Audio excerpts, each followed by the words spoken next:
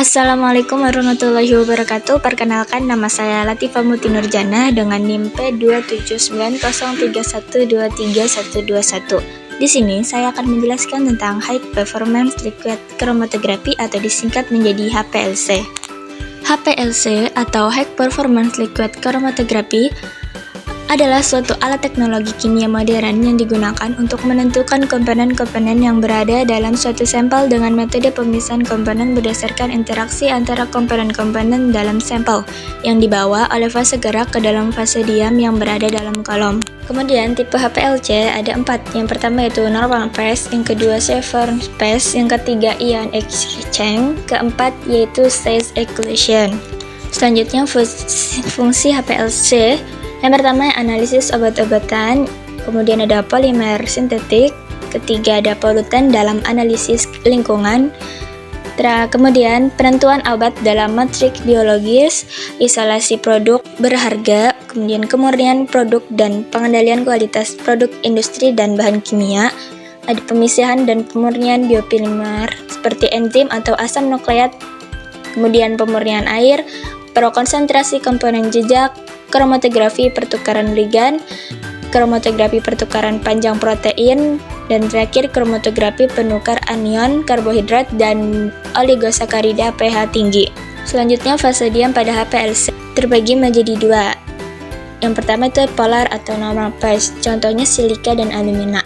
Silika polar karena dia berikatan dengan oksigen dan molekulnya SiO2. Kemudian bergabung menjadi rantai panjang atau disebut juga rantai silikat. Kemudian alumina polar karena molekulnya Al2O3.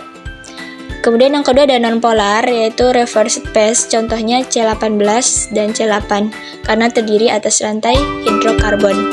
Selanjutnya ada fase gerak HPLC. Fase gerak pada HPLC terbagi menjadi 2. Yang pertama polar atau normal kromatografi, contohnya heksana, diklorometana, isopropanol, dan metanol. Yang kedua ada nonpolar atau reverse phase chromatography, contohnya water, metanol, asetonitril, tetrahidrofuran atau THF. Selanjutnya ada elusi, eluan, dan eluat. Elusi merupakan proses penghilangan senyawa dari fase diam pada kolom kromatografi menggunakan fase gerak. Kemudian eluan, pelarut atau campuran pelarut yang digunakan dalam fase gerak. Yang terakhir yaitu ada eluat, senyawa yang terpisah dari fase diam oleh fase gerak selama proses elusi. Kemudian ada bagian-bagian HPLC. Yang pertama yaitu pompa yang berfungsi sebagai alat untuk mengalirkan cairan pembawa sampel atau fase gerak sepanjang kolom pada laju alir spesifik. Dinyatakan dalam mililiter per menit. Laju alir normal adalah 1-2 ml per menit. Tekanan pompa 6000 sampai 9000 psi atau 400 sampai 600 bar. Selama pengoperasian alat, pompa dapat mengalirkan fase gerak dalam komposisi tetap atau isokratik atau komposisi yang berubah meningkat atau gradients. Yang kedua ada injektor yang berfungsi untuk mengalirkan sampel ke dalam aliran fase gerak. Volume sampel bervariasi 5-20 mikroliter. Yang ketiga ada kolom yaitu fase diam yang disebut juga jantung kromatografi yang berfungsi sebagai tempat pemisahan komponen-komponen yang akan dianalisa dalam sampel menggunakan berbagai parameter fisika dan kimia. Partikel kecil di dalam kolom dapat menyebabkan tekanan balik pada laju alir normal.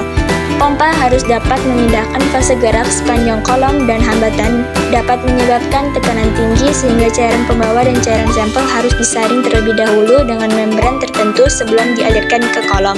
Yang keempat ada detektor yang berfungsi sebagai pendeteksi komponen kimia yang keluar dari kolom. Detektor akan mengukur jumlah komponen tertentu dalam sampel sebagai analisis kuantitatif. Detektor juga dihubungkan dengan recorder atau komputer yang ditunjukkan dengan hasil grafik atau kromatogram. Yang kelima ada komputer, sering disebut sistem data, berfungsi mengontrol semua perintah alat HPLC, menginterpretasikan sinyal dari detektor menggunakannya untuk menentukan waktu retensi atau disebut waktu elusi. Komponen sampel sebagai analisis kualitatif dan jumlah komponen sampel sebagai analisis kuantitatif. Kalibrasi HPLC yang pertama yaitu persiapan standar kalibrasi yang sesuai untuk senyawa yang akan diukur. Yang kedua ada persiapan sampel yang akan diukur dengan HPLC. Ketiga, bersihkan kolom kromatografi dan persiapkan fase diam dan fase jarak yang sesuai. Yang keempat ada injeksikan standar kalibrasi ke dalam sistem HPLC dan catat hasil pengukuran. Yang kelima ada injeksikan sampel ke dalam sistem HPLC dan catat hasil pengukuran. Yang keenam, bandingkan hasil pengukuran standar kalibrasi dengan hasil pengukur sampel untuk memastikan bahwa sistem HPLC berfungsi dengan benar dan memberikan hasil yang akurat. Ketujuh, jika diperlukan, lakukan penyesuaian pada sistem HPLC untuk memastikan bahwa hasil pengukuran akurat. Faktor yang mempengaruhi hasil HPLC yang pertama diameter dalam kolom. Semakin kecil, semakin tinggi sensitivitasnya. Yang kedua ada tekanan pompa. Semakin tinggi tekanannya, semakin tinggi pula pemisahannya. Yang ketiga ada ukuran sampel. Yang keempat ada kualitas sampel. Itu ada pelarut dan kolom. Yang kelima ada suhu. Semakin tinggi suhu, semakin tinggi pula pemisahannya. Selanjutnya ada kelebihan dan kekurangan. Kelebihan HPLC yaitu ada efisien, cepat, akurat, dan serbaguna dan sangat tepat dalam mengidentifikasi dan mengukur komponen kimia. Selanjutnya ada kekurangannya, yaitu yang pertama ada biaya yang cukup mahal. Meskipun mempunyai kelebihan, HPLC bisa jadi mahal dan membutuhkan bahan organik yang mahal dalam jumlah besar.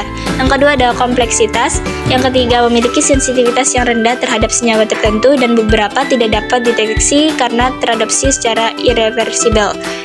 Yang keempat, tidak mudah untuk bahan zat yang menguap, karena zat yang mudah menguap lebih baik dipisahkan dengan kromatografi gas, tidak dengan HPLC.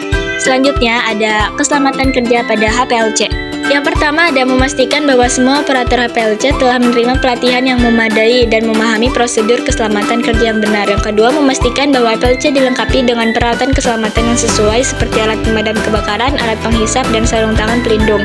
Yang ketiga, memastikan bahwa semua bahan kimia yang digunakan dalam HPLC disimpan dengan benar dan dilabeli dengan jelas.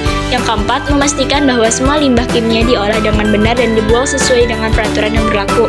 Yang kelima, memastikan bahwa area kerja HPLC bersih dan bebas dari bahan kimia berbahaya atau limbah. Yang keenam, memastikan bahwa semua instrumen dan peralatan HPLC dijaga dan diperbaiki secara teratur untuk memastikan bahwa mereka berfungsi dengan benar dan tidak membahayakan pengguna. Baik, mungkin hanya ini yang bisa saya sampaikan. Kurang lebihnya mohon maaf. Semoga membantu dan bermanfaat. Wassalamualaikum warahmatullahi wabarakatuh.